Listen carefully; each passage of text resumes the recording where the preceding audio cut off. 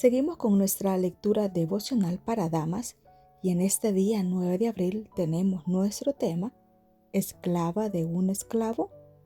Los hombres a quienes se les ordena llevar al esclavo a su castigo, le extienden los brazos y le atan las manos a un pedazo de madera.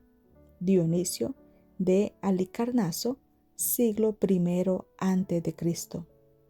A veces me comparo a mí misma con personajes de la Biblia y me sorprende lo diferente que somos y el daño que la cultura en la que me crié ha causado sobre mi manera de pensar.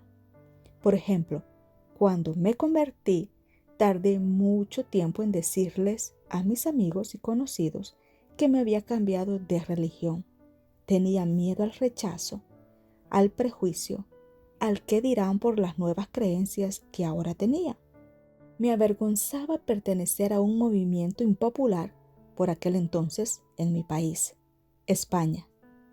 Y más viendo en la televisión noticias sobre sectas en las que incluían a menudo a la iglesia adventista.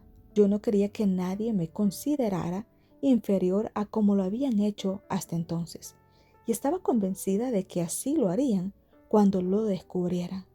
Guardé celosamente mi nueva confesión religiosa para no ser considerada de segunda categoría.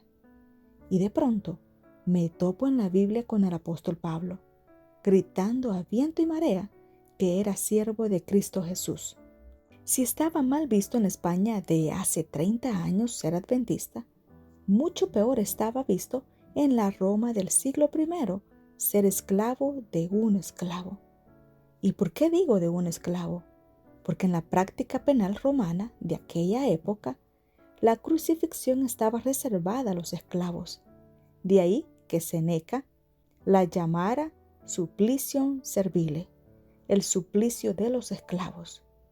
La condena a morir en la cruz manifestaba el estatus social del criminal.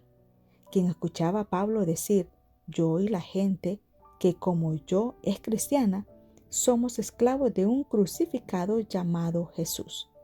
Lo que entendía era, son esclavos de un esclavo.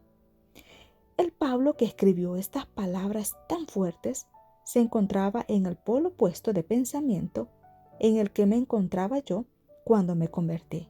Él podría haberse presentado como Pablo, el ciudadano romano, el gran intelectual, pero prefirió hacerlo como el esclavo de un esclavo. No le importó suicidarse socialmente, ser tachado de ciudadano de segunda, y con esa actitud nos inspira valor. ¿Te importan los prejuicios sociales contra la religión? ¿Evitas decir que sigues a Cristo? ¿Intentas evadir el tema cuando estás con gente que no cree como tú? Sé imitadora de Pablo, así como él lo era de Cristo, y lo puedes ver en 1 Corintios 11:1.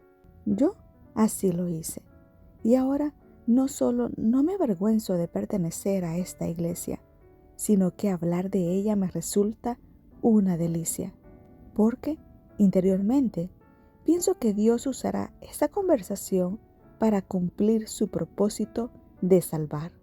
1 Corintios 1:18 nos dice que la palabra de la cruz es locura a los que se pierden, pero a los que se salvan, esto es, a nosotros, es poder de Dios.